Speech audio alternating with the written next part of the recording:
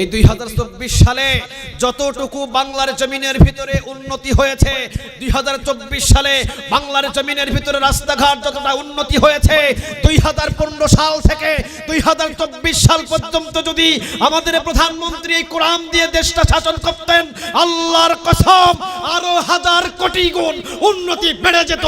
ঠিক না বেঠে? হাজার কোটি গুণ বেড়ে যেত। চুরি করলে হাত কেটে দাও, জেনা করলে কোমর পর্যন্ত পুঁতে রেখে তাকে শেষ করে দাও, মদ খাইলে 80টা বেতের বাড়ি লাগাও। শান্তিপূর্ণ সমাজ হতো না? কথা বলেন, শান্তিপূর্ণ সমাজ হতো না? শান্তিপূর্ণ সমাজ হয়ে যেত। কিন্তু এই কোরআনটা পার্লামেন্টে যদি একবার যায়, যারা চিন্তা করছেন সর্বনাশ, এই কোরআন যদি একবার পার্লামেন্টে যায় তাইলে তো অনেক সদস্য আমাদেরই হাত থাকবে না। এই জন্য ওনারাই এই কোরআনটা পার্লামেন্টে নিয়ে যেতে বাধা সৃষ্টি করে। জঙ্গি বলে, অমুক বলে, রক কাটা বলে, এই বলে, সন্ত্রাস বলে, বলে বলে মানুষদের চোখে ভেলকি লাগায় যে কোরআন যারা মানে, যারা অমুক করে, অমুক তমুক তমুক করে, এগুলো ভালো না, এরা হলো রক কাটা, এরা হলো অমুক, এরা হলো তমুক। বলে যাও, অসুবিধা নাই, আমাদের সাথে আছে একজন, তিনি কে? আরো জোরে বলেন, তিনি কে? জমিন যেহেতু আল্লাহর, এই জমিনের ভিতরে যেহেতু তালবে ইলমদের রক্ত ঝরেছে, আলেমদের রক্ত ঝরেছে, তাফসীর কারকদের রক্ত ঝরেছে, বুঝে নিও ওই রক্ত বৃথা যাবে না, যাবে না, যাবে না। কোরআন পার্লামেন্টে পৌঁছে যাবে। ঠিক না বেঠে? যদি রক্ত দেওয়া হক হয়, অবশ্যই ওই কোরআনের প্রয়োজনে যারা রক্ত দিয়েছেন, এই রক্তের দাম একদিন না একদিন দিবেন। তিনি কে? আরো জোরে বলেন, তিনি কে? তবে আমরা যতটুকু আজকের আলোচনা থেকে বুঝতে পারলাম, মসজিদে নামাজ পড়েছি, ইহদিনাস সিরাতাল মুস্তাকিম, আল্লাহ জান্নাতের সঠিক পথ তুমি আমাকে দেখাও। আমি চেয়েছি কার কাছে? জান্নাতের সঠিক পথের নাম কি? এখন আমি নামাজি হয়ে আমার অন্যদিকে পথে যাওয়ার সুযোগ নাই। এখন আমার একটাই সুযোগ, এই সরল পথ বুকে নিয়ে আমার জমিনের ভিতরে চলাফেরা করা। ঠিক না বে ঠিক? লোকে যাই বলে বলুক, কোনো অসুবিধা? আরো জোরে বলেন, কোনো অসুবিধা? পড়েন, আলহামদুলিল্লাহি রাব্বিল আলামিন আর-রাহমানির রাহিম মালিকি ইয়াউমিদ্দিন। আরেকটু জোরে বলেন আল্লাহু আকবার। আরেকটু আওয়াজ দিয়ে বলেন আল্লাহু আকবার। আচ্ছা, আল্লাহু আকবার বললে কি আপনাদের এলাকায় লস হয়? একবার আল্লাহু আকবার বলবেন, 2টা ওট জিহাদের ময়দানে দান করার নেক আল্লাহ তাআলা আমলনামায় জমা করে দেয়। একবার বলবেন আলহামদুলিল্লাহ, একবার বলবেন লা ইলাহা ইল্লাল্লাহ, তো আসমান জমিনের খালি জায়গা নেক দিয়ে পূরণ করে আপনার আমলনামায় জমা করে দিবেন। তিনি কে? তাহলে এগুলো বলার পিছনে আমাদের কোনোদিন কোনো অলসতা থাকতে পারে? অলসতা করবেন? যখনই বলতে বলবো সুবহানাল্লাহ, তখনই পড়বো কি বলেন? যখনই বলতে বলবো আলহামদুলিল্লাহ, তখনই পড়বেন কি বলেন? যখনই বলতে বলবো আল্লাহু আকবার, তখনই কি বলবেন বলেন? একটু আওয়াজ দিয়ে বলেন দেখি, আল্লাহু আকবার। আর একটু জোরে আল্লাহু আকবার। নাম কার? আরো জোরে বলেন কার? এমন একজন রবের নাম নিলাম, যিনি আসমানের মালিক, যিনি জমিনের মালিক, যিনি সূর্যের মালিক, যিনি চন্দ্রের মালিক, যিনি সারা রাজত্বের মালিক। ঠিক না বা ঠিক? তাবারাকাল্লাযী বিয়াদিহিল মুলকু ওয়া হুয়া আলা কুল্লি শাইইন কাদির।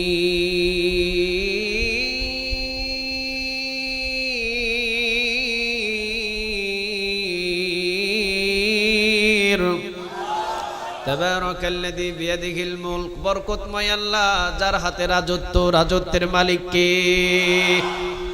এখন রাজত্বের মালিক যিনি, তার হুকুম মানা দরকার আছে না নাই? আর একটু জোরে বলেন, আছে না নাই?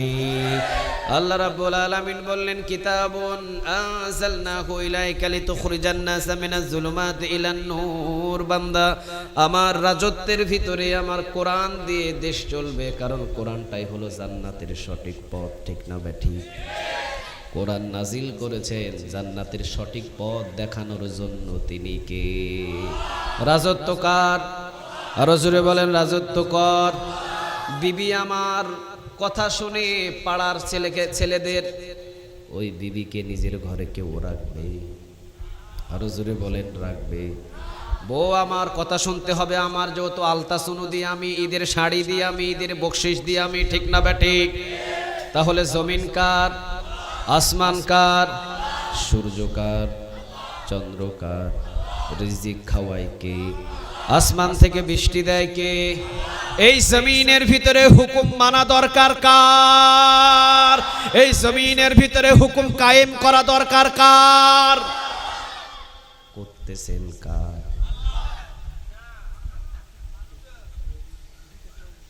মসজিদের ভিতরে যখনই ঢুকে, মসজিদের ভিতরে যখনই ঢুকে, মসজিদের ভিতরে যখনই ঢুকে, তখনই পড়ে আলহামদুলিল্লাহি রাব্বিল আলামিন আর-রাহমানির রাহিম মালিকি ইয়াউমিদ্দিন।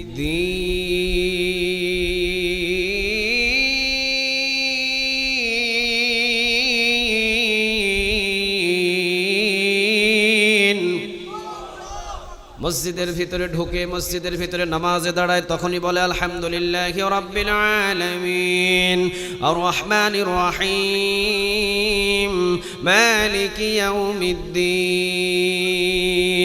ইয়াকা না'বুদু ওয়া ইয়াকা নাস্তাঈন ইহদিনাস সিরাতাল মুস্তাকিম। পড়েন পড়েন, ইহদিনাস সিরাতাল। আরেকটু আওয়াজ দিয়ে বলেন, সবাই একসাথে বলেন, মুখস্থ করায় আর একটু আওয়াজ দিয়ে বলেন, ইহদিনাস সিরাতাল মুস্তাকিম। দেখেন পরিস্থিতি, আসমান কার, জমিন কার, সূর্য কার, চন্দ্র কার? আল্লাহু লা ইলাহা ইল্লা হুয়া আল হাইয়ুল কাইয়্যুম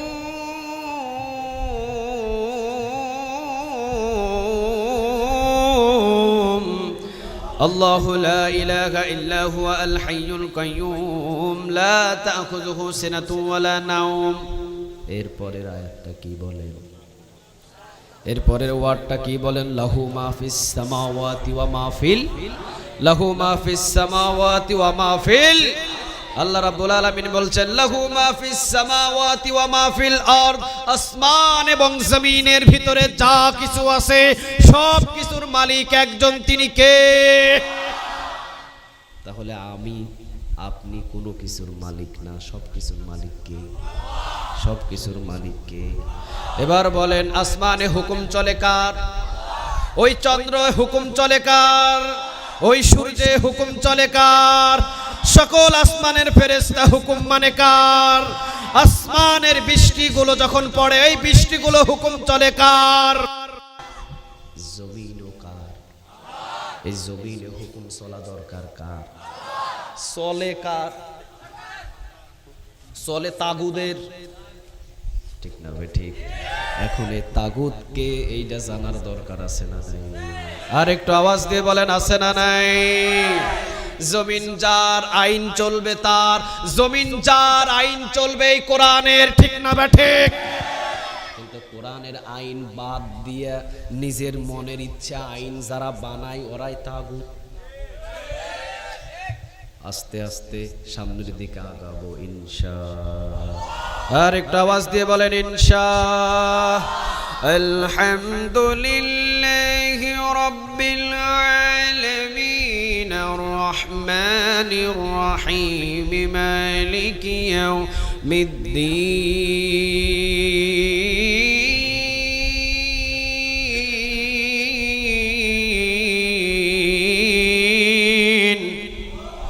আর একবার বলেন আল্লাহু আকবার। আর একটু জোরে বলেন আল্লাহু আকবার। আরো একবার বলেন আল্লাহু আকবার। যতবার বলবেন আমলনামায় নেক দিয়ে ভারী করবেন তিনি কে? সূরাতুল ফাতিহা এমন একটা সূরা, একবার যদি কেউ পড়েন 15 পারা কোরআন তেলাওয়াতের 7 তার আমলনামায় জমা করে দিবেন তিনি কে? সূরাতুল ফাতিহা এমন একটা সূরা, রাসূল বলেন সূরাতুল ফাতিহা এমন একটা সূরা, পুরা 30 পারা কোরআনের ভিতরে যা আছে সূরাতুল ফাতিহার ভিতরেই তা আছে। সূরাতুল ফাতিহার ভিতরে আবার যা আছে বিসমিল্লাহর ভিতরে আবার তা ঢুকায়া দিয়েছেন তিনি কে? বিসমিল্লাহটাকে আপনি ব্যাখ্যা করবেন, সূরাতুল ফাতিহা হয়ে যাবে। সূরাতুল ফাতিহাটারে যদি আপনি ব্যাখ্যা করেন 30 পারা কোরআন হয়ে যাবে। 30 পারা কোরআন যদি সংকীর্ণ করেন সূরাতুল ফাতিহা হয়ে যাবে। সূরাতুল ফাতিহার 7 আয়াত যদি সংকীর্ণ করেন বিসমিল্লাহ হয়ে যাবে। সুবহানাল্লাহ বলেন। একটার সাথে আরেকটার কানেকশন করে দিয়েছেন তিনি কে? কোন বর্ণনা এসেছে রাসূল বলেন যদি সূরাতুল ফাতিহার উপরে শুধুমাত্র নামাজিগুলো সূরাতুল ফাতিহার উপরে, শুধুমাত্র ইমামদারগুলো সূরাতুল ফাতিহার উপরে যদি আমল করা শুরু করে দিত, আর অন্য কোনো যদি সূরা না দেওয়া হতো, প্রতিটা মানুষদেরকে জান্নাতমুখী করে দিতেন তিনি কে? সূরাতুল ফাতিহাতে আয়াত আছে 7টা, জোরে বলেন কয়টা? আর একটু জোরে বলেন কয়টা? এই 7 আয়াতের ভিতরে সবচাইতে আরেকটা দামি আয়াত আছে, সেটার নামটা হলো ইহদিনাস সিরাতাল। আর একটু জোরে বলেন ইহদিনাস সিরাতাল। 30 পারা কোরআনের ভিতরে 114টা সূরা, 114টা সূরার ভিতরে 114টা সূরার ভিতরে সবচাইতে দামি সূরার নাম সূরাতুল ফাতিহা। কেন উম্মুল কোরআন বলা হয়েছে? কে কোরআনের মা, মায়ের সম্মান বেশি না কম? আর একটু আওয়াজ দিয়ে বলেন বেশি না কম? সূরাতুল ফাতিহাকে বলা হয়েছে উম্মুল কোরআন, কোরআনের মা। সবচাইতে দামি সূরা সূরাতুল ফাতিহা, সবচাইতে দামি আয়াত আয়াতুল কুরসি, ঠিক না ঠিক? মান ক্বারা আয়াতুল কুরসি ফি দুবুরি কুল্লি সালাতিন মাকতুবা লাম ইয়ামনাহু মিন দুখুলিল জান্নাহ ইল্লা আইয়ামুত। রাসূল বলেন প্রত্যেক ফরজ নামাজের পর কেউ যদি আয়াতুল কুরসি একবার করে পড়ে, লোকটা জান্নাতে চলে যায়। মৃত্যু শুধু বাকি হয়ে থাকে, ইল্লা আইয়ামুত, মরলেই তাকে জান্নাতে ঢুকাইয়া দিবেন তিনি কে? রাসূল সাল্লাল্লাহু আলাইহি ওয়াসাল্লাম বললেন 30 পারা কোরআনের ভিতরে সূরাতুল ফাতিহা যেমন দামি, সূরাতুল ফাতিহা 7টা আয়াতই কিন্তু দামি। 7 আয়াতের ভিতরে আবার যে একটি আয়াত সবচাইতে বেশি দামি, সেইটা হলো ইহদিনাস সিরাতাল। আর একটু জোরে বলেন ইহদিনাস সিরাতাল। অর্থ কি? আল্লাহ সরল সঠিক জান্নাতের সোজা পথ আমাকে দেখাও, ঠিক না ঠিক? জান্নাতের সোজা পথ যদি আমরা পাই, আর কোনো পথের দরকার? আরো জোরে বলেন দরকার। আমাদের বাড়ি কোথায়? জান্নাতে। আমাদের বাড়ি কোথায়? দুনিয়াতে পাঠাইছেন কে? আবার আমরা যাব কোথায়? আমরা তো জান্নাতের পথই চাই, ঠিক না ঠিক? দুনিয়া থেকে আসছি, দুনিয়াতে আসছি জান্নাত থেকে, কারণ আমাদের বাপ মায়ের বাড়ি হলো জান্নাতে, ঠিক না ঠিক? আদম আলাইহিস সালাম ছিলেন কোথায়? আমাদের মা হাওয়া আলাইহিস সালাম ছিলেন কোথায়? দুনিয়াতে পাঠাইছেন তিনি কে? আবার দুনিয়া থেকে আমাদেরকে জান্নাতের পথ দেখাইছেন তিনি কে?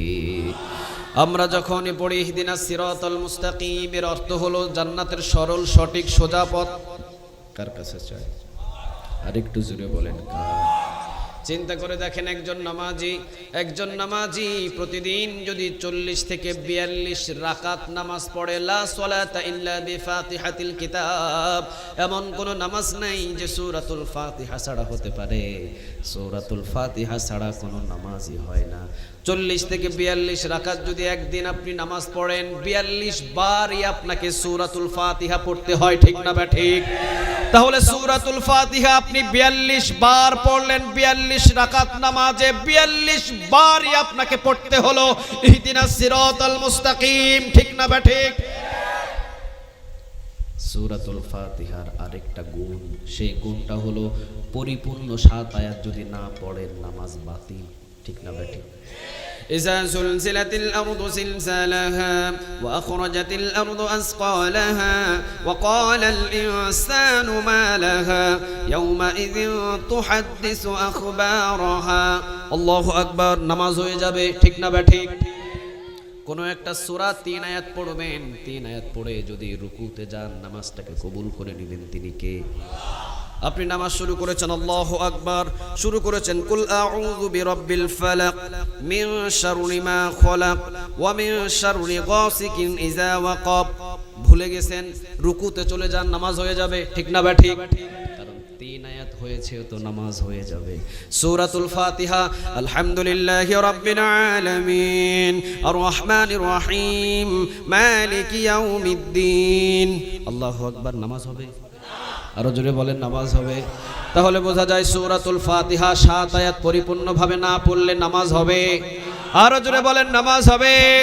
তাহলে সূরাতুল ফাতিহা এমন একটা সূরা পরিপূর্ণ পড়তে হবে, প্রতিটা নামাজেই পড়তে হবে। নফল নামাজ পড়েন সূরাতুল ফাতিহা, বিতির নামাজ পড়েন সূরাতুল ফাতিহা, আওয়াবিনের নামাজ পড়েন সূরাতুল ফাতিহা, তাহাজ্জুদ নামাজ পড়েন সূরাতুল ফাতিহা, মাগরিব পড়েন সূরাতুল ফাতিহা, ইশার নামাজ পড়েন সূরাতুল ফাতিহা।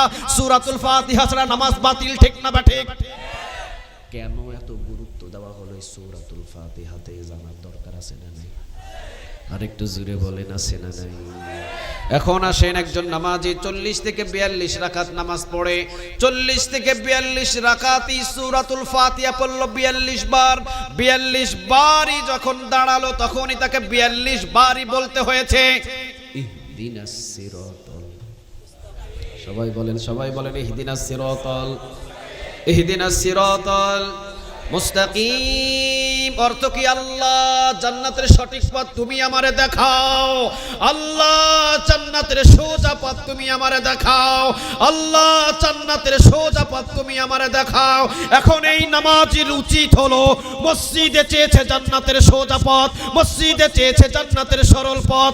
আল্লাহ বলছেন সূরা হজের ভিতরে, কিতাবুন আনজালনাহু ইলাইকা লিতুখরিজান নাসা মিনাজ যুলুমাতি ইলান নূর, অন্ধকার পথ থেকে জান্নাতের সরল পথ দেখানোর জন্য কোরআনটাকে নাজিল করেছেন তিনি কে? এখন এই নামাজির উচিত হলো, নামাজের ভিতরে মসজিদে গিয়ে জান্নাতের সরল পথ চেয়েছে, মসজিদ থেকে বাহির হয়ে এই সরল পথ বুকের ভিতরে নিয়ে এই সরল পথের এই নামাজির উচিত হলো আন্দোলনে নেমে পড়া, ঠিক না বা ঠিক? কিন্তু এই নামাজি বড় চালাক, মসজিদের ভিতরে বলে ইহদিনাস সিরাতাল মুস্তাকিম, ইহদিনাস সিরাতাল মুস্তাকিম, ইহদিনাস সিরাতাল মুস্তাকিম, ইহদিনাস সিরাতাল মুস্তাকিম। আল্লাহ, জান্নাতের সরল পথ তুমি আমারে দেখাও। ফজরে বলে, জোহরে বলে, আসরে বলে, মাগরিবে বলে, এশা বলে, মসজিদে গেলে জান্নাতের সরল পথ চাই। আবার এই নামাজি মসজিদ থেকে বাহির হলেই ধানের শেষের পিছনে ঘুরে, এই নামাজি লাঙ্গলের পিছনে ঘুরে। বুঝতে হবে, এই নামাজি মসজিদে বলে এক, মসজিদ থেকে বাহির হয়ে বলে আরেক। এই নামাজি হলো বিশ্ববাসপার, ঠিক না বেঠি?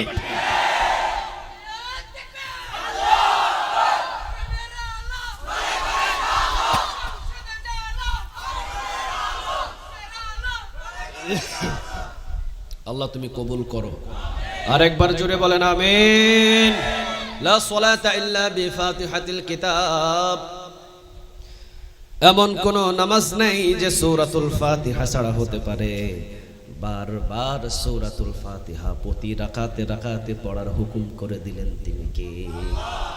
কি জন্য দিলেন?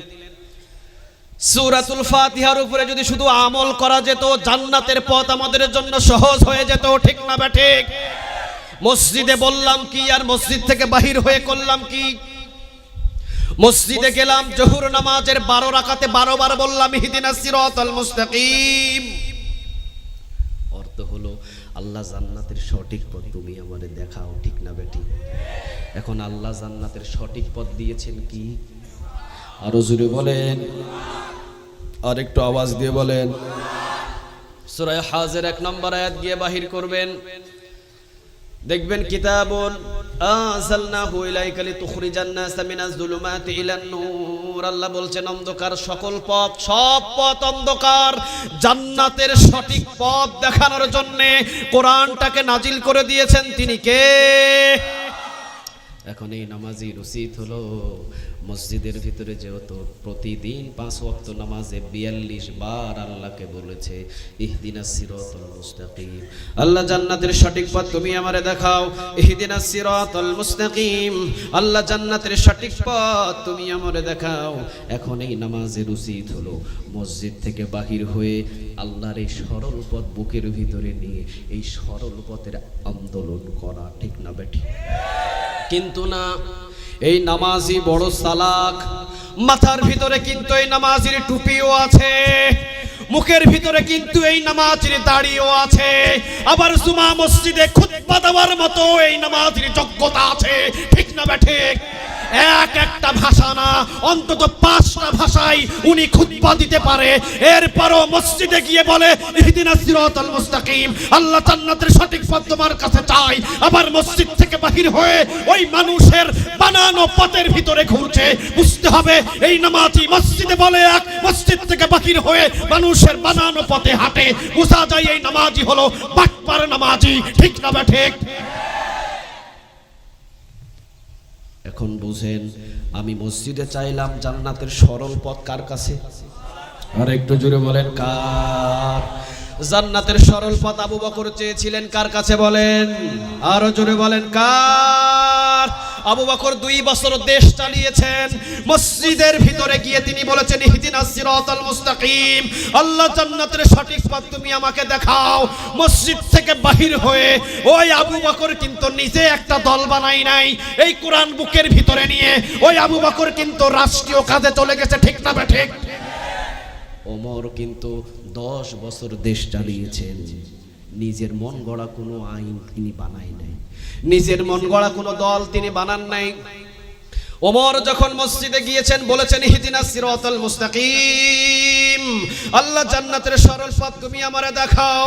এই ওমর মসজিদ থেকে বাহির হয়ে জান্নাতের সরল পথ বুকের ভিতরে নিয়ে উনি কিন্তু বিচার পাঠশালায় চলে গেছে, ঠিক না বেঠিক? কিন্তু আমরা নামাজি মসজিদের ভিতরে বললাম ইহদিনাস সিরাতাল মুস্তাকিম, আল্লাহ জান্নাতের সঠিক পথ তুমি আমারে দেখাও, আল্লাহ জান্নাতের সঠিক পথ তুমি আমারে দেখাও। আল্লাহ বললেন বান্দা নে জান্নাতের সঠিক পথ। আমরা বললাম আল্লাহ এই জান্নাতের সঠিক পথ মানতে গেলে রিমান্ডে যাওয়া লাগে। আমরা বললাম আল্লাহ এই জান্নাতের সঠিক পথ মানতে গেলে টানা 13 বছর জেলখানায় থাকা লাগে। আল্লাহ জান্নাতের সঠিক পথ মানতে গেলে মামুনুল হক সাহেবের মতো অবস্থা হতে পারে, এই জান্নাতের সঠিক পথ মানতে গেলে হামজা সাহেবের মতো হতে পারে, ঠিক না ঠিক? আমরা সহজ নামাজি, এই জন্য বললাম আল্লাহ মসজিদে চাইছি জান্নাতের সরল পথ, কিন্তু জমিনে এসে জান্নাতের সরল পথ আন্দোলন করার ক্ষমতা আমাদের নাই। আমরা ওই ধানের শীষের পিছনে ঘুরতেছি। ধানের শীষের নামটা বলে আমি পার হয়ে চলে যেতে চাই, কারণ এটা চট্টগ্রাম ডিস্ট্রিক্ট, এমনি মাহফিল হয় না। নদী পারাপার হওয়া যায় যে কাঠের উপরে চড়ে, ওইটার নাম নিলে হয়তো মাহমুদুল হাসানের উপরে সিল পড়ে যাবে, হয়তো আর আশাই যাবে না, ঠিক না বেঠিক? যদিও টানা 2 বছর আসতে পারি নাই, 2 বছর আসতেই পারি নাই, এই বছরে মাত্র ঢুকছি। কি জন্য আসতে পারে নাই আপনারাই ভালো জানেন। বাংলার জমিন বলেন জমিনটা কার? আরো জোরে আওয়াজ দিয়ে বলেন জমিনটা কার? আল্লাহ বলছেন জমিন আমার, আমার জমিনের ভিতরে মসজিদ হবে, আমার জমিনের ভিতরে মাদ্রাসা হবে, আমার জমিনের ভিতরে কোরআনের তালিম হবে, আমার জমিনের ভিতরে কোরআনের মাহফিল হবে, আমার জমিনের ভিতরে আমি আল্লাহর জিকির হবে। এই জিকির নামার জন্য যদি কেউ বাধা দিতে চাই, এই জিকিরের জন্য যদি কেউ অনুমতি দিতে চাই, বুঝতে হবে সে মুনাফিক, বুঝতে হবে সে মুনাফিক, বুঝতে হবে সে মুনাফিক, ঠিক না ঠিক? অনুমতি লাগবে কেন? কিসের জন্য অনুমতি লাগবে? আজ পর্যন্ত বাংলাদেশের ইতিহাস সাক্ষী কোন কোরআনের মাহফিলে একটা মানুষ হত্যা হয় নাই, ঠিক না ঠিক? তাহলে এখানে অনুমতি কেন লাগবে? রাতের কয়টা বাজে? প্রায় 1টা। কোনো মারামারি আছে? কোনো ঠেলাঠেলি আছে? কোনো গোতাগুতি আছে? কোনো রক্তপাত আছে? নাই। কেন অনুমতি লাগবে? যারা অনুমতি দিতে চায় বুঝতে হবে তারা তাগুত হয়েছে, রাম আর বামদের দালাল হয়েছে, ঠিক না বেঠে?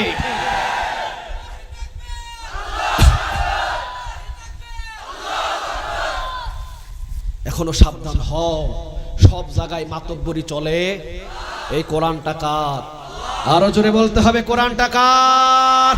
একটা মসজিদ বানাবেন, যদি অনুমতি নিয়ে মসজিদ বানাতে হয় বুঝতে হবে ওই দেশটা রাম আর বামদের দালালে চলে গিয়েছে। একটা মাদ্রাসা বানাবেন, ওই মাদ্রাসা বানাতে যদি আপনাকে অনুমতি নিতে হয় বুঝতে হবে দেশটা মামুদের দখলে চলে গেছে, ঠিক না বেঠে? এটা কোরআনের মাহফিল। রাসূল বলেন একটা কোরআন থেকে আয়াত থেকে 1 ঘন্টা কেউ আলোচনা শুনলে 500 রাকাত কবুল হওয়া নফল নামাজের নেক তার আমলনামায় জমা হয়ে যায়। তিরমিজির বর্ণনা 550 থেকে 570 নম্বর হাদিসের ভিতরে খুঁজবেন, 500 রাকাত কবুল হওয়া নফল নামাজের নেক 1 ঘন্টা কোরআনের একটা আয়াত থেকে আলোচনা শুনলে আমলনামায় জমা করে দেয় তিনি কে? কত বড় নেকের কাজ। অনুমতি লাগবে কেন? কই আসলে তো অনুমতি লাগে না? হিরো আলম আসলে তো অনুমতি লাগে না? ল্যাংটা ম্যাংটা ছবি দেখতে তো অনুমতি লাগে না? কোরআনের মাহফিল করলেই অনুমতি লাগে। বুঝতে হবে কোরআন যদি একবার পার্লামেন্টে চলে যায়, রাম বামদের আর জায়গা না। একবার যদি কোরআন পার্লামেন্টে চলে যায়, সন্ত্রাসীর আর কোনো জায়গা নাই। আবু জেহেল, আবু লাহাব, উতবা, শাইবা, মুগীরা কোরআনের দাওয়াতে জায়গায় জায়গায় বাধা দিয়েছে। কেন বাধা দিয়েছে?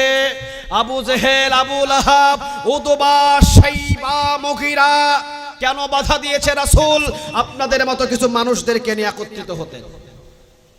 একত্রিত হয়ে রাসূল একটা উঁচু পাথরের উপরে দাঁড়িয়ে রাসূল কোরআনের দাওয়াত দিবেন। ইন দা মিন টাইম আবু জেহেল এসে হাজির। আবু জেহেল এসে বলছে, এই পাগলের কথা কে শোনো? নাউজুবিল্লাহ বলবেন না? কে শোনো এই পাগলের কথা? এটা তো একটা পাগল, এটা তো একটা জাদুকর, যাকেই দেখে তাকে জাদু করে নিজের ধর্মের দিকে নিয়ে আসে। সবাই দূর হয়ে যাও। আবু জেহেল তো বড় ছিলেন নেতা।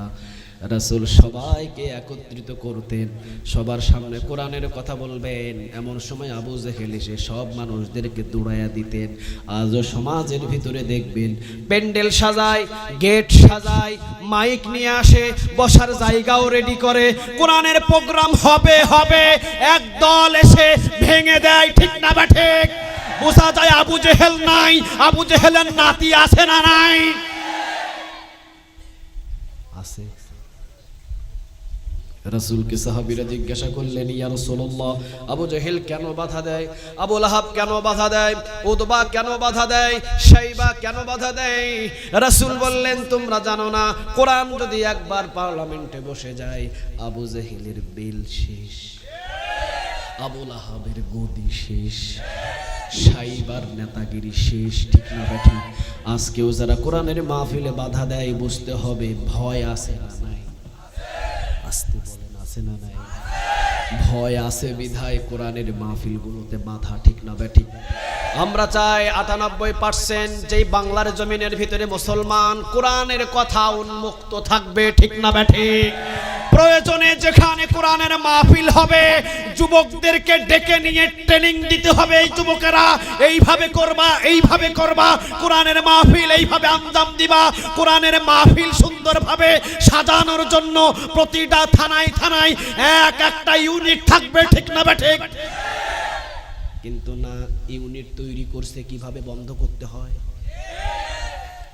ইনশাআল্লাহ কোরআনের পিছনে মদদ দেওয়ার, শক্তি দেওয়ার জন্য একজন আছেন, তিনি কে? আরো জোরে বলেন, তিনি কে?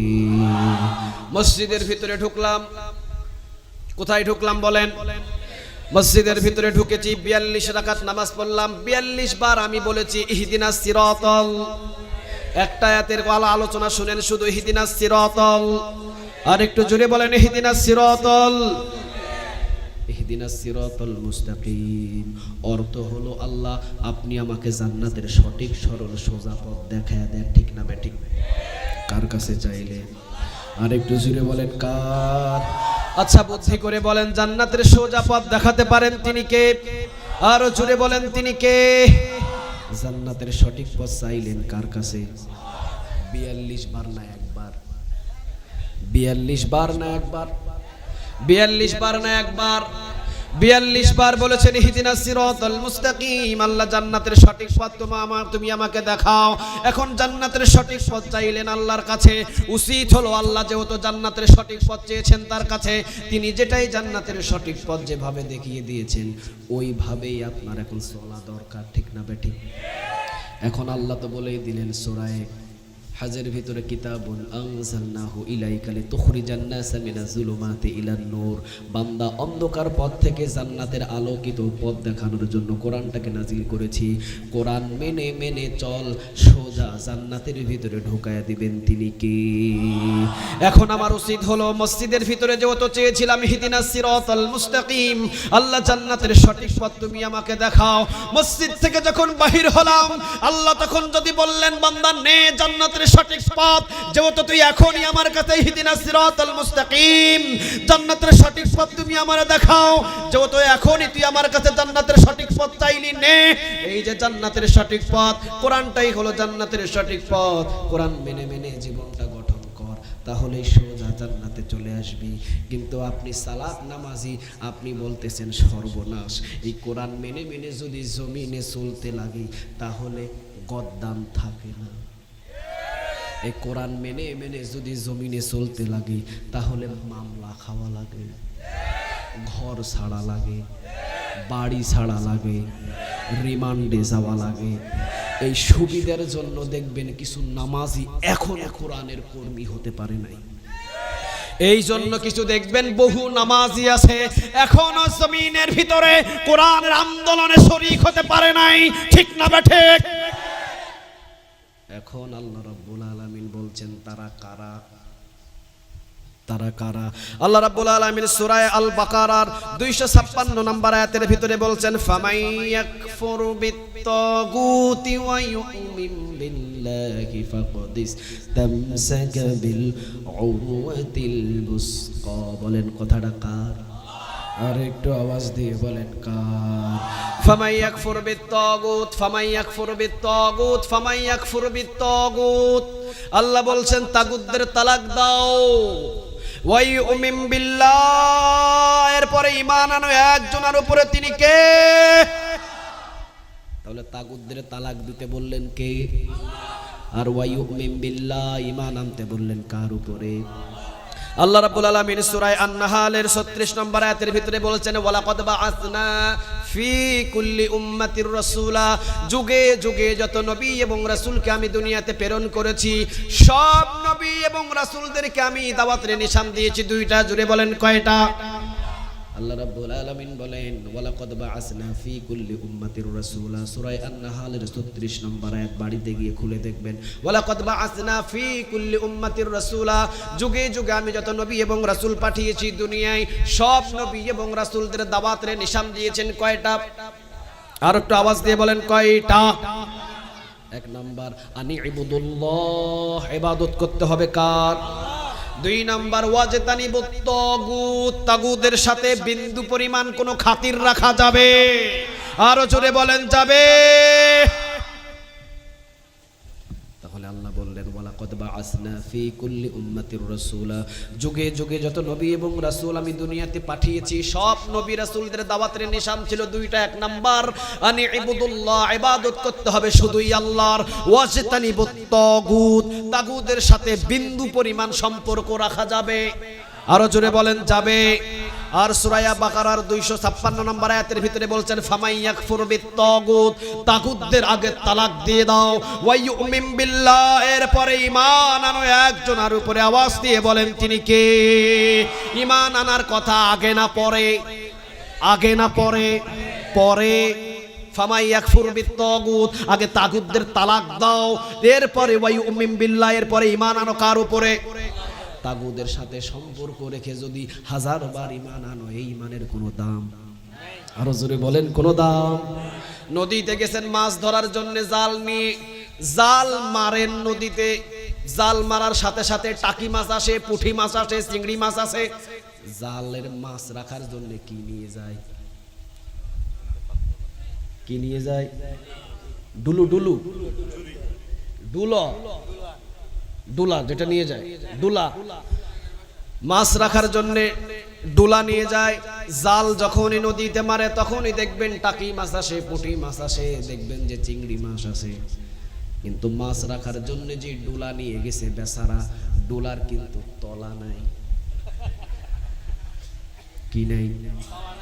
কয়টা মাছ বাড়িতে আসবে? আর জোরে বলেন কয়টা?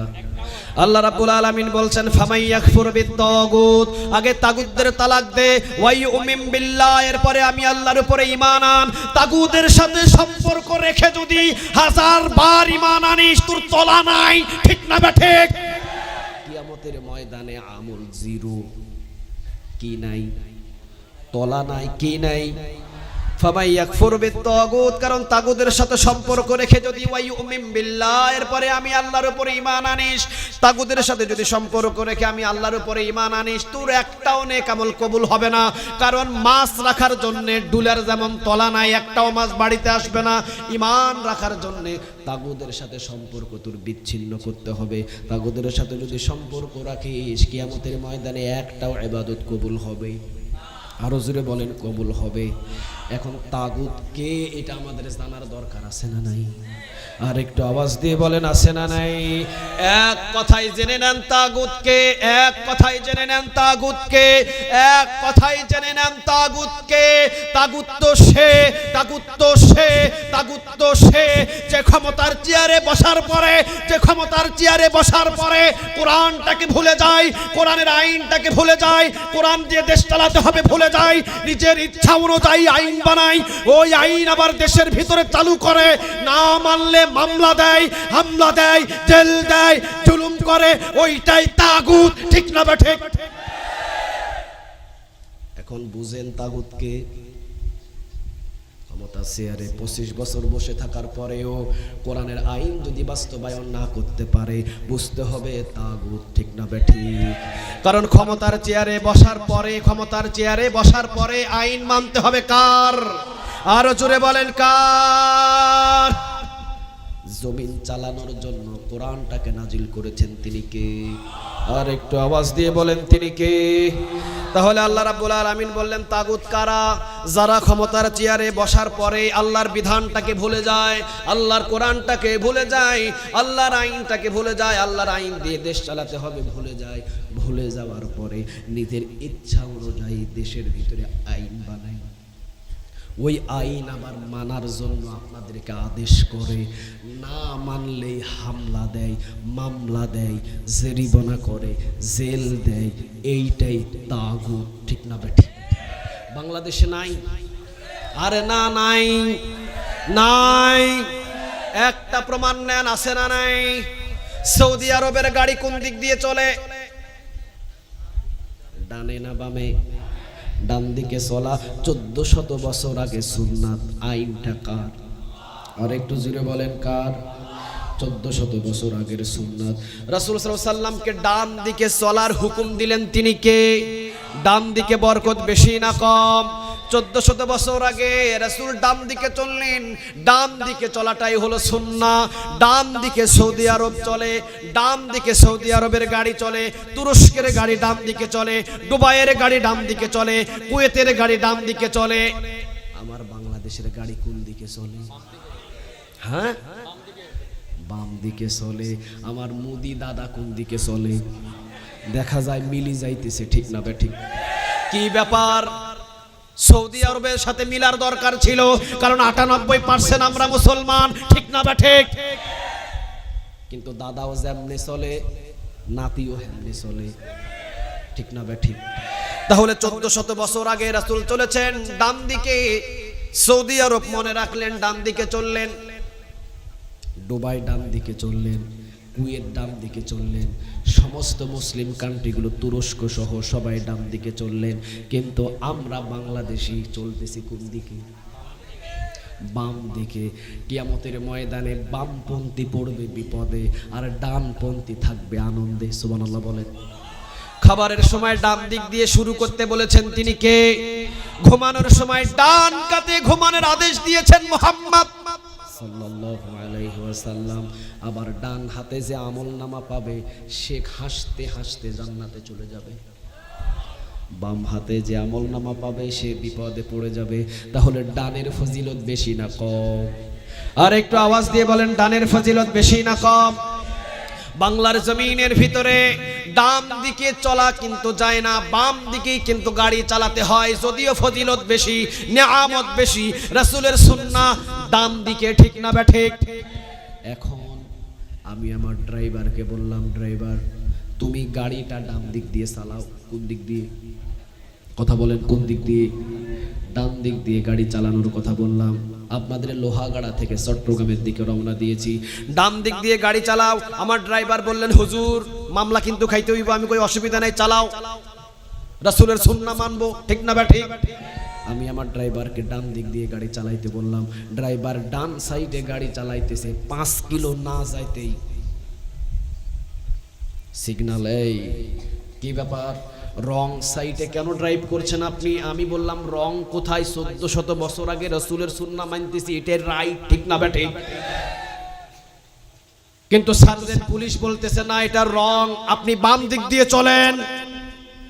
আমি বলতেছি না বাম দিকেই রং, বাম দিকে চলবে হিন্দু, বাম দিকে চলবে খ্রিস্টান, বাম দিকে চলবে বৌদ্ধ, বাম দিকে চলবে নাস্তিক, ডান দিকে চলবে মুমিন, ঠিক না বা ঠিক? কিন্তু উনি আমাকে বাম দিকে চলার আদেশ দিচ্ছেন। আমি বলছি না, আমি আমার রাসূলের সুন্নাহ মানি, আমি আমার রাসূলের সুন্নাহ অনুযায়ী ডান দিকে চলবো। ডান দিকে চললে আমি আমার রাসূলের একটা সুন্নাহ মানতে পারবো। আর একটা সুন্নাহ যদি কেউ জিন্দা করে, 100 শহীদের নেক তার আমলনামায় জমা করে দিবেন। তিনি কে? তাহলে 100 শহীদের জিন্দা নেক আমলনামার একটা সুন্নাহকে যদি জিন্দা করি, 100 শহীদের নেক আমাদের আমলনামায় জমা করে দিবেন। তিনি কে? এখন আমি তাকে বললাম, ভাই আমি তো মুসলমান, আমি ডান দিকে চলবো, রাসূল যেহেতু আমাকে ডান দিকে চলতে বলেছেন। কিন্তু উনি বলছেন, না আপনি বাম দিক দিয়ে চলেন। আমি বললাম, না আমি ডান দিক দিয়ে চলবো। উনি বললেন, বেশি কথা বলবো না, দেন আপনার গাড়ির ট্যাক্স টুকন, দেন আপনার গাড়ির ফিটনেস, দেন আপনার গাড়ির স্মার্ট কার্ড। আমি মনে করলাম মনে হয় এমনি এমনি নিয়েছে, কিন্তু উনি নেওয়ার পরে বললেন, হুজুর বেশি না, 25,000 টাকার মামলা। কয় হাজার টাকার? জুড়ে বলেন, কয় হাজার টাকার? দোষ ডানে না বামে? দোষ হলো ডান দিক দিয়ে চলেছি আমি, ঠিক না ব্যাঠি? আচ্ছা, ডান দিক দিয়ে চলতে বলেছেন কে? কোরআনের আইন অনুযায়ী ডান দিক দিয়ে চলতে বলেছেন কে? কিন্তু আমি যখনই ডান দিক দিয়ে চললাম, তখনই আমাকে কোরআনের আইন মানতে গিয়ে যখন আমি ডান দিক দিয়ে চললাম, তখনই আমাকে 25,000 টাকার মামলা। আমি বললাম, কেন মামলা দিলেন? উনি বললেন, আমার বাংলাদেশের সংবিধানে লেখা আছে আপনাকে বাম দিক দিয়ে চলতে হবে। আমি বললাম, ভাই সাহেব, যে এই সংবিধান লিখেছিল নিশ্চয়ই সে কোরআন বুঝে নাই, ঠিক না বে ঠিক? যদি কোরআন বুঝতো তাহলে অবশ্যই ডান দিক দিয়ে চলাটাই সে লিখে দিত। কথা কর না কেন? বাম দিক দিয়ে চলতে বললেন উনি, আমি চললাম ডান দিক দিয়ে। 25,000 টাকার মামলা উনি আমাকে দিয়ে দিলেন। বুঝতে হবে, আল্লাহর আইন মানতে গিয়ে চললে যারা 25,000 টাকার মামলা দিয়ে জোর করে আমাকে বাম দিক দিয়ে চালালো, ওই আইনটাই তাগুদের আইন, ঠিক না বা ঠিক? লোহাগাড়ায় যদি এখন একজন চোর চুরি করে, কোরআনের আইন অনুযায়ী চোরের হাত কাটতে হবে, ঠিক না বা ঠিক? চেয়ারম্যান সাহেব সবাই যদি হাত কেটে দেয়, আচ্ছা বলেন তো মামলা হবে কি হবে না? আরো জোরে বলেন, হবে কি হবে না? নিয়ে গেলেন চেয়ারম্যান সাহেবকে জেলখানার ভিতরে। চেয়ারম্যান সাহেব তিনি বললেন, কেন আমাকে নিয়ে এসেছেন জেলখানার ভিতরে? তারা বলছেন, হাত কাটলি কেন? চেয়ারম্যান সাহেব কোরআন বাহির করে বললেন, আল্লাহ তো কোরআনের ভিতরে বলেছেন চুরি করলে হাত কেটে দাও। ওনারা বলছেন, আমার বাংলাদেশের সংবিধানে নাই।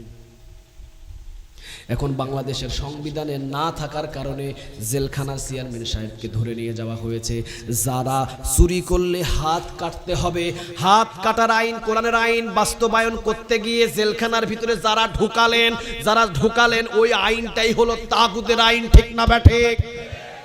তাহলে এখন আসেন মসজিদের ভিতরে। আপনি বললেন, ইহদিনাস সিরাতাল মুস্তাকিম, আল্লাহ জান্নাতের সরল পথ তুমি আমারে দেখাও, আল্লাহ জান্নাতের সরল পথ তুমি আমারে দেখাও, আল্লাহ জান্নাতের সরল পথ তুমি আমারে দেখাও। কিন্তু ওই নামাজি আবার মসজিদ থেকে বাহির হয়েই মানুষের বানানো দল ধানের শীষের পিছনে ঘুরতেছে। বোঝা যায় মানুষে যেই দল বানায় ওইটাই হলো তাগুদের দল, ঠিক না ব্যাঠি? তাহলে যে মসজিদে নামাজ পড়ে মসজিদ থেকে বাহির হয়ে লাঙ্গলের পিছনে ধানের শীষের পিছনে ঘুরতেছেন, আব্বাজান বুঝতে হবে মানুষের বানানো দলের পিছনে ঘুরতেছেন। এই মানুষের বানানো দলগুলোই হলো তাগুদের দল। যারা তাগুদের ভিতরে ঢুকেছেন তাদের কিন্তু তলা নাই, কি নাই? আল্লাহ রাব্বুল আলামিন বলছেন সূরা বাকারার 256 নম্বর আয়াত, ফামাই ইয়াকফুর বিত-তাগুত, তাকে তাগুতদের তালাক দিয়ে দাও, ওয়া ইউমিন বিল্লাহ, এরপরে আমি আল্লাহর উপরে ঈমান আন। তাগুতের সাথে সম্পর্ক রেখে হাজারবার যদি ঈমান আনি, সেই ঈমানের কোনো দাম, আরো জোরে বলেন কোনো দাম, তাহলে অবশ্যই অবশ্যই আমাকে তাগুতদের তালাক দিতে হবে। আর তাগুত কারা? যারা ক্ষমতার চেয়ারে বসার পরে কোরআনের আইন ভুলে যায়, নিজের ইচ্ছা অনুযায়ী দেশ চালায়, ওরাই তাগুত। ঠিক না বেঠিক? এ পর্যন্ত বহু দল ক্ষমতায় বসেছে, কেউ 16 আনা কোরআনের আইন বাস্তবায়ন করতে পারে? আরো জোরে বলেন পারে? যতদিন পর্যন্ত কোরআনের আইন বাস্তবায়ন না হবে ততদিন পর্যন্ত এই আইন কোরআনের আইনই মেনে যাব। ঠিক না বেঠিক? এরপরও তাগুদের পিছনে ঘুরবো। আরো জোরে বলেন ঘুরবো। তাহলে মসজিদের ভিতরে বলেছিলাম কি ইহদিনাস সিরাতাল, সবাই বলেন ইহদিনাস সিরাতাল, আল্লাহ জান্নাতের সঠিক পথ তুমি আমারে দাও। কার কাছে চাইলাম? আরো জোরে বলেন কার? জান্নাতের সঠিক পথের নাম, আর একটু আওয়াজ দিয়ে বলেন জান্নাতের সঠিক পথের নাম। এখন উচিত হলো মসজিদ থেকে বাহির হয়ে জান্নাতের সরল পথ বুকের ভিতরে নিয়ে ময়দানের ভিতরে ঝাঁপিয়ে পড়া। ঠিক না বেঠিক? এখন জান্নাতের সঠিক পথ বুকের ভিতরে ধরছেন, মসজিদ থেকে বাহির হয়ে জান্নাতের সরল পথ বুকের ভিতরে ধরে আপনি এশার নামাজ আদায় করে বাড়ির দিকে চলে আসছেন। হঠাৎ 10 জন 36 রাইফেল নিয়ে আপনাকে রাস্তার ভিতরে ধরছে। ধরার পরে জিজ্ঞাসা করছে, এই তোর বুকের ভিতরে কি? আমি বললাম আমার বুকের ভিতরে জান্নাতের সরল পথ। ঠিক না বেঠিক? কোনো সন্দেহ? আরো জোরে বলেন কোনো সন্দেহ? আমাকে জিজ্ঞাসা করলো 36 রাইফেল 10 জন আমাকে জিজ্ঞাসা করলো তোর বুকের ভিতরে কি? আমি বললাম আমার বুকের ভিতরে জান্নাতের সরল পথ। এই মাত্র আমি এশার নামাজ পড়ে মসজিদের ভিতরে চেয়েছি ইহদিনাস সিরাতাল মুস্তাকিম, আল্লাহ জান্নাতের সরল পথ তুমি আমাকে দেখায় দাও। আল্লাহ বলেছেন সূরা হাজের ভিতরে, কিতাবুন আনজালনাহু ইলাইকা লিতুখরিজান নাসা মিনাজ যুলুমাতি ইলান নূর, অন্ধকার পথ থেকে জান্নাতের সঠিক পথ দেখানোর জন্য কোরআন আমি আল্লাহ নাজিল করেছি। আমি চিন্তা করলাম মসজিদের ভিতরে যেহেতু জান্নাতের সরল পথ আমি আল্লাহর কাছে চেয়েছি, আল্লাহ বললেন কোরআন হলো জান্নাতের সঠিক পথ। কোরআন ধরেই আমি মসজিদ থেকে সারা নামাজ পড়ে বাড়ির দিকে ফিরে আসছি। এই কোরআন দিয়ে আমি ব্যবসা চালাবো, এই কোরআন দিয়ে আমি ফার্ম চালাবো, এই কোরআন দিয়ে আমি ব্যবসা কেন্দ্রতে যাব, এই কোরআন দিয়ে আমি চাকরি করব, এই কোরআন দিয়ে আমি আমার বিবিকে শাসন করব, এই কোরআন দিয়ে আমি আমার মেম্বার পার্লামেন্ট শাসন করব, এই কোরআন দিয়ে আমি আমার ইউনিয়ন শাসন করব, এই কোরআন দিয়ে আমি আমার পরিবার শাসন করব, এই কোরআন দিয়ে আমি আমার রান্নাঘর শাসন করব, এই কোরআন দিয়ে আমি আমার এলাকা শাসন করব, এই কোরআন দিয়ে আমি আমার বিভাগ শাসন করব, এই কোরআন দিয়ে আমি আমার পার্লামেন্টে নিয়ে যাব, এই কোরআন দিয়ে আমি আমার পার্লামেন্ট থেকে আইন জারি করে পুরো বাংলার জমিন চালাবো। ঠিক না বেঠিক? এই জন্য সরল পথ আমি কোরআনটাকে ধরে নিয়ে আমি মসজিদ থেকে এসেছি। 36 রাইফেল 10 জন আমার বুকের সাথে রাইফেল লাগায় আমাকে জিজ্ঞাসা করতেছে, এই কোরআনটা এখনই ছেড়ে দিয়ে আমাদের দলে আয়। এখন ওদের 36 রাইফেলের গুলির ভয়ে যদি ওদের কথা অনুযায়ী কোরআনটা ছেড়ে দিই জান্নাতে যাওয়া যাবে? আওয়াজ দিয়ে বলেন জান্নাতে যাওয়া যাবে। কিন্তু সমাজের ভিতরে বহু মানুষ আছে, এই সমাজের ভিতরে বহু মানুষ আছে হামলার ভয়ে, মামলার ভয়ে জালিমদের সাথে হাত মিলিয়ে দেয়। ঠিক না বেঠিক? বহু আলেমও আছে, বহু টুপিওয়ালাও আছে, বহু মসজিদের খতিবও আছে, বড় বড় আল্লাহওয়ালাও আছে। চট্টগ্রামে আছে, সিনামুখ সবাই চিনেন, নাম বললে সবাই চিনে, নিজের স্বার্থের জন্য সব করতে পারেন। ঠিক না বেঠিক? আমি যে বললাম 36 রাইফেল আমার একদিকে, কোরআন আমার আরেক দিকে। 36 রাইফেল বুকের ভিতরে ধরে বলছে 36 রাইফেলের গুলি দিয়ে বুকটা ঝাঁঝরা করে দেব, এই কোরআনটা ছেড়ে দে, আয় আমাদের দলে আয়। ওদের 36 রাইফেলের গুলির ভয়ে যদি কোরআনটা ছেড়ে দিই মাটিতে জান্নাতে যাওয়া যাবে? আরো জোরে বলেন জান্নাতে যাওয়া যাবে। তাহলে জান্নাতে যদি যেতে হয় তাহলে ওদের সামনেই বলতে হবে 36 রাইফেলের গুলি যদি তুমি আমার বুকটা ঝাঁঝরা করে দাও, 36 রাইফেলের গুলি বুকটা ঝাঁঝরা হতে পারে, কোরআন আমার বুক থেকে কেউ নিতে পারবে না। ঠিক না বেঠিক? এই জন্যই তো টানা 13 বছর জেলখানার কয়েদি হয়েছিলেন, জীবনে কোনোদিন বাতিলের কাছে মাথা নত করে নাই। টানা 13 বছর জেলখানায় কাটিয়ে দিয়েছেন এই কোরআনটা বুকের ভিতরে নিয়ে, জীবনে কোনোদিন কোনো বাতিলের কাছে মাথা নত করে নাই, ঠিক না বা ঠিক? এখনো গিয়ে দেখেন আমার হামজা ভাইকে কক্সবাজার পেকুয়া এক মাহফিলের ভিতরে জিজ্ঞাসা করেছিলাম, হামজা ভাই এখন আপনার পরিস্থিতি কেমন? উনি বলছেন জেলখানায় থাকার পরে আমার ঈমান আরো মজবুত হয়েছে। একটু আওয়াজ দিয়ে বলেন আল্লাহু আকবার, আর একটু আওয়াজ দিয়ে বলেন আল্লাহু আকবার। তাহলে জান্নাতের সরল পথ, মসজিদের ভিতরে গেলাম, মসজিদের ভিতরে সূরাতুল ফাতিহাতে বললাম ইহদিনাস সিরাতাল মুস্তাকিম, আল্লাহ জান্নাতের সঠিক পথ তুমি আমারে দেখাও। এখন আমার উচিত হলো মসজিদ থেকে বাহির হয়ে এই জান্নাতের সরল পথ বুকের ভিতরে নিয়ে এই জান্নাতের সরল পথের আন্দোলনে নেমে পড়া, ঠিক না বে ঠিক? জীবন যাক আর জীবন থাক, জান্নাতের সঠিক পথের আন্দোলন করবই করব ইনশাআল্লাহ। আরো জোরে বলেন ইনশাআল্লাহ। লিল্লাহি তাকবীর, লিল্লাহি তাকবীর, নারে তাকবীর। আল্লাহ আমাদের সবাইকে তুমি কবুল করে, বলেন আমিন। আর একটা আওয়াজ দিয়ে বলেন আমিন। সূরাতুল ফাতিহা থেকে কি শিখলাম? সূরাতুল ফাতিহাতে যা বললাম ইহদিনাস সিরাতাল মুস্তাকিম, আল্লাহ জান্নাতের সঠিক পথ তুমি আমাকে দেখাও। এখন এই নামাজের উচিত হলো মসজিদ থেকে বাহির হয়ে জান্নাতের সরল পথ বুকের ভিতরে নিয়ে এই জান্নাতের সরল পথ কোরআনের আন্দোলনে নেমে পড়া, ঠিক না বে ঠিক? যদি সে মসজিদে বলেছে মসজিদ থেকে বাহির হয়ে সরল পথের আন্দোলন বাদ দিয়ে মানুষের বানানো আইনের পিছনে ঘুরতেছে, বুঝতে হবে সে তাগুদের পিছনে পড়ে গেছে। আর তাগুত কখনো জান্নাতে যাবে?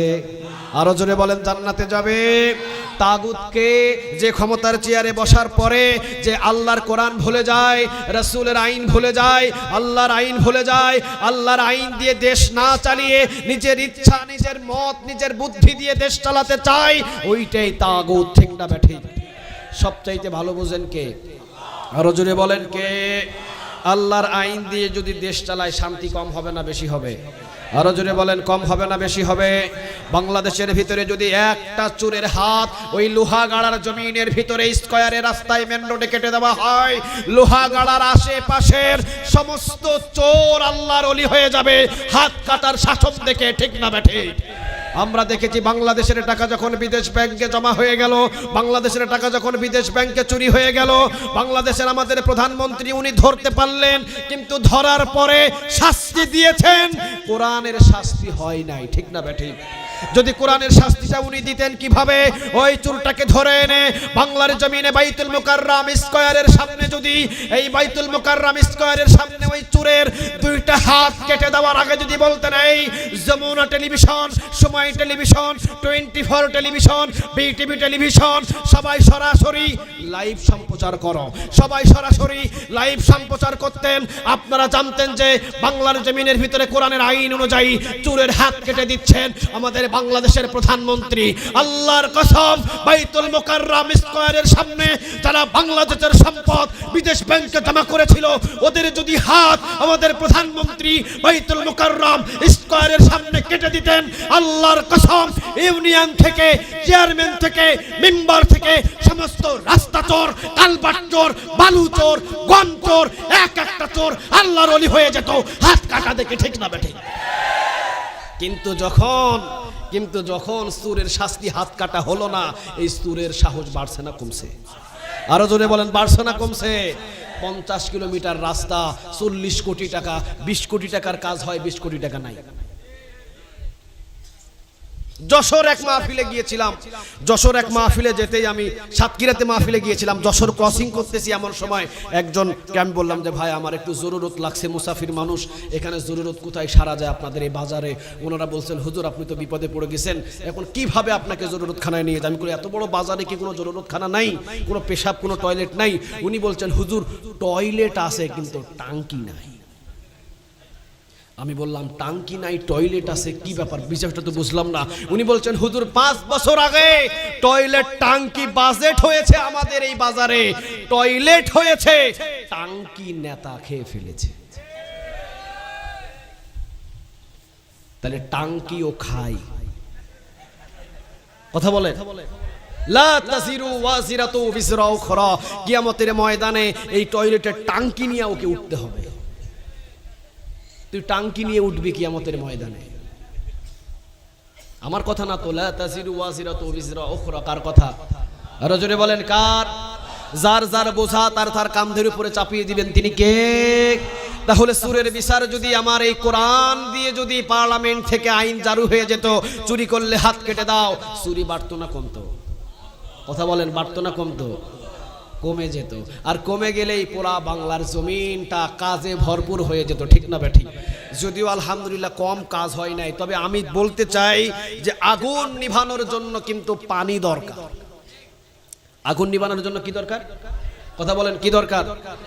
এই 2024 সালে যতটুকু বাংলার জমিনের ভিতরে উন্নতি হয়েছে, 2024 সালে বাংলার জমিনের ভিতরে রাস্তাঘাট যতটা উন্নতি হয়েছে, 2015 সাল থেকে 2024 সাল পর্যন্ত যদি আমাদের প্রধানমন্ত্রী এই কোরআন দিয়ে দেশটা শাসন করতেন, আল্লাহর কসম আরো হাজার কোটি গুণ উন্নতি বেড়ে যেত, ঠিক না বেঠে? হাজার কোটি গুণ বেড়ে যেত। চুরি করলে হাত কেটে দাও, জেনা করলে কোমর পর্যন্ত পুঁতে রেখে তাকে শেষ করে দাও, মদ খাইলে 80টা বেতের বাড়ি লাগাও। শান্তিপূর্ণ সমাজ হতো না? কথা বলেন, শান্তিপূর্ণ সমাজ হতো না? শান্তিপূর্ণ সমাজ হয়ে যেত। কিন্তু এই কোরআনটা পার্লামেন্টে যদি একবার যায়, যারা চিন্তা করছেন সর্বনাশ, এই কোরআন যদি একবার পার্লামেন্টে যায় তাইলে তো অনেক সদস্য আমাদেরই হাত থাকবে না। এই জন্য ওনারাই এই কোরআনটা পার্লামেন্টে নিয়ে যেতে বাধা সৃষ্টি করে। জঙ্গি বলে, অমুক বলে, রক কাটা বলে, এই বলে, সন্ত্রাস বলে, বলে বলে মানুষদের চোখে ভেলকি লাগায় যে কোরআন যারা মানে, যারা অমুক করে, অমুক তমুক তমুক করে, এগুলো ভালো না, এরা হলো রক কাটা, এরা হলো অমুক, এরা হলো তমুক। বলে যাও, অসুবিধা নাই, আমাদের সাথে আছে একজন, তিনি কে? আরো জোরে বলেন, তিনি কে? জমিন যেহেতু আল্লাহর, এই জমিনের ভিতরে যেহেতু তালবে ইলমদের রক্ত ঝরেছে, আলেমদের রক্ত ঝরেছে, তাফসীর কারকদের রক্ত ঝরেছে, বুঝে নিও ওই রক্ত বৃথা যাবে না, যাবে না, যাবে না। কোরআন পার্লামেন্টে পৌঁছে যাবে, ঠিক না বেঠে? যদি রক্ত দেওয়া হক হয়, অবশ্যই ওই কোরআনের প্রয়োজনে যারা রক্ত দিয়েছেন, এই রক্তের দাম একদিন না একদিন দিবেন, তিনি কে? আরো জোরে বলেন, তিনি কে? তবে আমরা যতটুকু আজকের আলোচনা থেকে বুঝতে পারলাম, মসজিদে নামাজ পড়েছি, ইহদিনাস সিরাতাল মুস্তাকিম, আল্লাহ জান্নাতের সঠিক পথ তুমি আমাকে দেখাও। আমি চেয়েছি কার কাছে? জান্নাতের সঠিক পথের নাম কি? এখন আমি নামাজি হয়ে আমার অন্যদিকে পথে যাওয়ার সুযোগ নাই। এখন আমার একটাই সুযোগ, এই সরল পথ বুকে নিয়ে আমার জমিনের ভিতরে চলাফেরা করা, ঠিক না বেঠিক? লোকে যাই বলে বলুক, কোনো অসুবিধা? আরো জোরে বলেন, কোনো অসুবিধা? কারণ আমি যেহেতু মসজিদে সরল পথ চেয়েছি, সরল পথ ধরেই আমাকে জমিনে চলতে হবে, ঠিক না বেঠিক? আল্লাহ আমাদের সবাইকে কবুল করুক, আমরা বলি আমিন। আরো জোরে একটু আওয়াজ দিয়ে বলেন আমিন। ছোট্ট একটা সূরাতুল ফাতিহার ছোট্ট একটা আয়াত থেকে যতটুকু আলোচনা শুনলাম এবং তাগুত সম্পর্কে যতটুকু আলোচনা শুনলাম, আল্লাহ নেক আমল করার তৌফিক দান করুন। মাহফিল হবে না হবে না এটা নিয়ে কথা বলা আমরা একটু শঙ্কা ছিলাম, এই জন্য আমরা আর্থিক ব্যবস্থা থাকার পরও ইয়ে করতে পারি না, তাবরুক করতে পারি না। এটার জন্য মাহফিল কোন হয়তো আপনাকে একটু বলে দেবেন, নাহলে অনেকে আমাদের উপর রাগ করবে। এখানে দু একজন অভিযোগ করছিল, কথা নয়, এই জন্য আমাদেরকে কালকে থেকে প্রশাসন ঝামেলা করছে। আমরা মাহফিল হবে কিনা শঙ্কায় ছিলাম, এই জন্য তাবরুক করতে পারি না। মাহফিল কমিটির পক্ষ থেকে একটু তাবারুক করতে পারেন সেই জন্য। জি,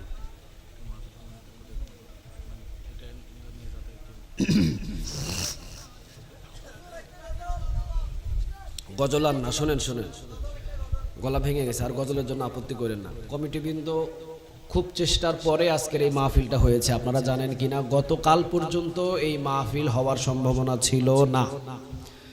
গতকাল পর্যন্ত এই মাহফিলটা হওয়ার সম্ভাবনা ছিল না। এরপরে যেভাবেই হোক আল্লাহর কারো নেক নজর পড়েছে, নেক নজর পড়াতে এই মাহফিলটা হয়েছে। কোরআনের মাহফিল, হয়তো কারো চোখের পানি আল্লাহ কবুল করেছেন, কারো মোনাজাত কবুল করেছে, বিধায় মাহফিলটা হয়েছে। কিন্তু কমিটি আমার কাছে আকুতি জানিয়েছেন যে হুজুর, আমরা তো সকল মুসল্লিদের জন্য, যারা দূর দূরান্ত থেকে আসছেন, সবার জন্য একটা খাবারের তাবারকের ব্যবস্থা করতেন না, কিন্তু এই বছর মনে হয় আপনারা করতে পারেন নাই মানে এটা নিশ্চিত ছিলেন না যে আসলে মাহফিলটা হবে কি না, এটার জন্য ওনারা আয়োজন করতে পারেন নাই।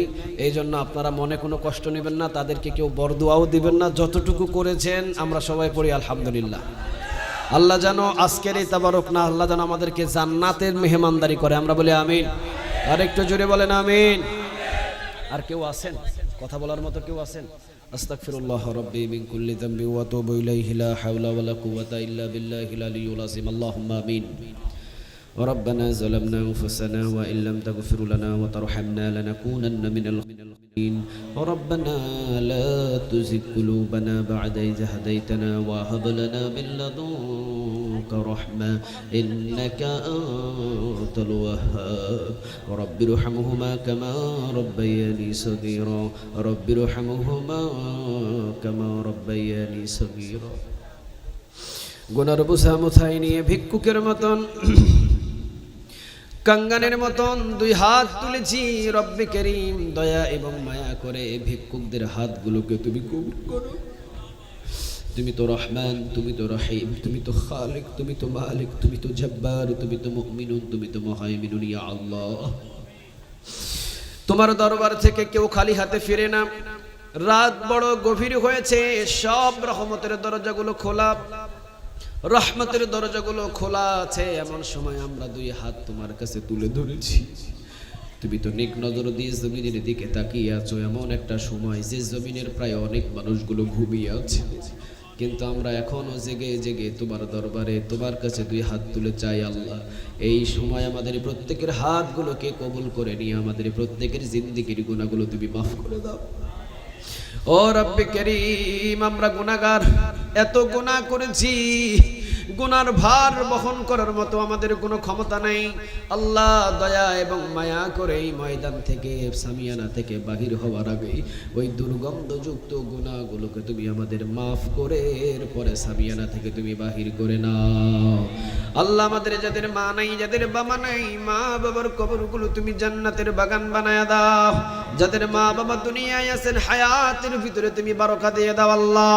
ছেলে নাই মেয়ে আছে, মেয়ে নাই ছেলে আছে, যারা এই পরিস্থিতির ভিতরে আছে রব্বে করিম দয়া এবং মায়া করে আল্লাহ তুমি তাদেরকে ছেলে নাই ছেলে দাও, মেয়ে নাই মেয়ে দাও, বিবি নাই বিবি দাও, চাকরি নাই চাকরি দাও, ব্যবসায় উন্নতি নাই উন্নতি দাও রব্বে করিম।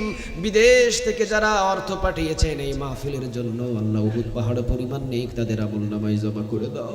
ও আল্লাহ বিদেশ থেকে যারা এত কষ্ট করে মেহনত করে এত শ্রম ঘাম দিয়ে দেশের জন্য টাকা পাঠান, পরিবারের জন্য টাকা পাঠান, মাহফিলের জন্য টাকা পাঠান, আল্লাহ তুমি তাদেরকে উত্তম সাজা দান করো, বারাকা দান করো এবং মায়ের সন্তান মায়ের কোলেই তুমি নিরাপদে পৌঁছে দিও রব্বে করিম। এলাকা থেকে যারা আয়োজন করেছেন এত সুন্দর জান্নাতের বাগান, ও আল্লাহ তুমি তাদেরকে তোমার জান্নাতের বাগানের মেহমান বানায়া দিও রব্বে করিম। যে টাকা দিয়ে পয়সা দিয়ে মেহনত করে শ্রম ঘাম দিয়ে এত সুন্দর জান্নাতের বাগান বানিয়েছেন তাদের দানগুলোকে এক একটা উহুদ পাহাড়ের চাইতেও বেশি নেক আমলনামায় জমা করে দিও। যে যুবকগুলো দেখলাম কষ্ট করেছেন, যে যুবকগুলো দেখলাম কষ্ট করেছেন, যেই যুবকগুলো দেখলাম মেহনত করেছেন, যেই যুবকগুলো দেখলাম দৌড়াদৌড়ি করে এক একজনের চেহারা কালো হয়ে গেছে, ইয়া রাব দয়া মায়া করে তোমার একজন প্রিয় বান্দা নাম হলো বেলাল রাদিয়াল্লাহু তাআলা আনহু, তবে চেহারাটা ছিল কালো। তোমার ওই কালো সাহাবীর সাথে আল্লাহ তোমার এই এলাকার কাঞ্চনপুর এলাকার সকল এই যুবকদেরকে তুমি বিনা হিসাবে জান্নাতে ঢুকায়া দিও রব্বে করিম। খালিদ বিন ওয়ালিদের মতো এলাকার সব যুবকদেরকে তুমি সৈনিক হিসাবে কবুল করে নাও। ডানে বামে সামনে পিছনে কমিটি বৃন্দ সহ প্রধান অতিথি বিশেষ অতিথি সভাপতি সহ সম্মানী যত ব্যক্তি আছেন আল্লাহ এদের সম্মানগুলো কিয়ামতের ময়দানে তুমি উচ্চ মাকামে পৌঁছিয়ে দিও। আল্লাহ যারা নিচে বসে আছেন আমার ভাই কলিজার টুকরাগুলো রব্বে করিম শুধু কোরআনের জন্য দীর্ঘ সময় পর্যন্ত বসে আছেন আল্লাহ, যে আয়াত থেকে আলোচনা হয়েছে বুঝুক আর না বুঝুক, আমল করুক আর না করুক, বসেছিল এটার ওসিলায় তুমি মাফ করে দাও, বসেছিল এটার ওসিলায় তুমি মাফ করে দাও, বসেছিল এটার ওসিলায় আল্লাহ তুমি জান্নাতের সোজা পথ চিনায়া দাও, বসেছিল এটার ওসিলায় তুমি নসিব তুমি রিজিক দিয়ে ভরপুর করে দাও। বসেছিল, এইটার ওসিলায় আল্লাহ তুমি বিপদ আপদ সব সামনে থেকে দূর করে দাও। বসেছিল এইটার ওসিলায় আল্লাহ যা এখন চাই সব চাওয়া তুমি পূরণ করে দাও। রব্বে করিম, কিয়ামতের ময়দানে এই মাহফিলের ওসিলায় তুমি আমাদের সবাইকে নাজাত দিয়ে দিও। আল্লাহ যারা এত কষ্ট করে আয়োজন করেছেন এই কমিটি বৃন্দ এবং সদস্য, আল্লাহ সবাইকে তুমি জান্নাতের উচ্চ মাকাম দান করে দিও। ও আল্লাহ, কোরআনের জন্য যারা জীবন দিলেন শহীদ হিসাবে কবুল করে না, কোরআনের জন্য যারা হামলা খেলেন মামলা খেলেন, আল্লাহ তুমি তাদেরকে ধৈর্য দান করো। ও আল্লাহ, আমাদেরও যদি কঠিন পরীক্ষা এসে যায়, ওই কঠিন পরীক্ষায় সবর ধরার তৌফিক দান করো। আল্লাহ ফিলিস্তিনের উপরে খাস রহমত করো। আল্লাহ কয়েকদিন আগে দেখলাম ঘোড়ার খাবার দিয়ে তারা ইফতার করতেছে। কয়েকদিন আগে দেখলাম ঘোড়ার খাবার গুলো দিয়ে তারা সেহরি করতেছে। কত বড় ঈমানি পরীক্ষা তারা দিচ্ছে আল্লাহ। তারা যদি কিয়ামতের ময়দানে এতটুকু তোমার কাছে নালিশ জানায়, আল্লাহ ফিলিস্তিনের জন্য শুধু আমরা ময়দানে ছিলাম, বাকি কোনো দেশ ময়দানে ছিল না, নিশ্চিত এই কথার উত্তর সারা পৃথিবীর কোনো মুসলমান দিতে পারবে না। ওরা যদি বলে ফিলিস্তিনের জন্য শুধু আমরাই ময়দানে জিহাদের জন্য ঝাঁপিয়ে পড়েছিলাম, কোনো দেশ আমাদের কাছে এগিয়ে আসে নাই, এই একটা প্রশ্নের উত্তর সারা বিশ্বের মুসলমান একত্রিত হয়ে দিতে পারবে না। তুমি আমাদের সবাইকে মাফ করে দিও, তুমি আমাদের সবাইকে মাফ করে দিও। ফিলিস্তিনবাসীর উপরে খাস রহমতের দুয়ার খুলে দাও। ফিলিস্তিনের উপরে গাজাবাসীর উপরে খাস রহমতের দুয়ার খুলে দাও। রব্বে কারীম, আল্লাহ তুমি তাদেরকে গায়েব থেকে বারকা দান করো। যারা বিদায় হয়ে গেলেন শহীদের উচ্চ মাকাম তুমি দান করে দাও, আর যারা এখনো জীবিত আছেন তুমি তাদেরকে গাজী বানায় দাও। রব্বে কারীম, আমরা যারা দুই হাত তুলেছি, এই মাহফিলটা অনেকের জীবনের শেষ মাহফিল। আগামী বছর হয়তো এখান থেকে অনেকেই বিদায় হয়ে যাবে। আগামী বছর হয়তো এই মাহফিল যেখানে যেখানে বসে আছেন জায়গা থাকবে, কিন্তু মানুষটা বাসতলায় পড়ে থাকবে। হয়তো এই মানুষটা কবরস্থানে শুয়ে থাকবে। হয়তো এই মাহফিলটা আমাদের অনেকের জীবনের শেষ মাহফিল। আল্লাহ দয়া এবং মায়া করে আমাদের ইমানের সাথে নিয়ে যাও। আল্লাহ কোরআনওয়ালা বানাও, হাদিসওয়ালা বানাও, নবীওয়ালা বানাও, মক্কাওয়ালা বানাও, মদিনাওয়ালা বানাও। আল্লাহ কোরআনের জন্য যাতে জীবন দিতে পারি সেই ঈমান তুমি আমাদের দান করে দাও। কোরআন মেনে মেনে জীবন গঠন করার জন্য তুমি আমাদের সবাইকে কবুল করে নাও। মসজিদে যা পড়েছি, নামাজের ভিতরে যা বলেছি, নামাজ থেকে বাহির হয়ে যেন ওই কোরআনের পথে সরল পথে চলতে পারি। আল্লাহ তুমি আমাদের সবাইকে কবুল আর মঞ্জুর করে নাও। রব্বে কারীম, জানি না কোন দিন দুনিয়া থেকে বিদায়ের ডাক পড়ে যাবে, কোন দিন দুনিয়া থেকে বিদায়ের ডাক পড়ে যাবে। যেই দিন তুমি আমাদের সবাইকে বিদায় করে নিবা, আমাদের প্রত্যেকের জবান দিয়ে তুমি উচ্চ সুরে কালিমা জারি করে দিও, লা ইলাহা ইল্লাল্লাহু মুহাম্মাদুর রাসূল।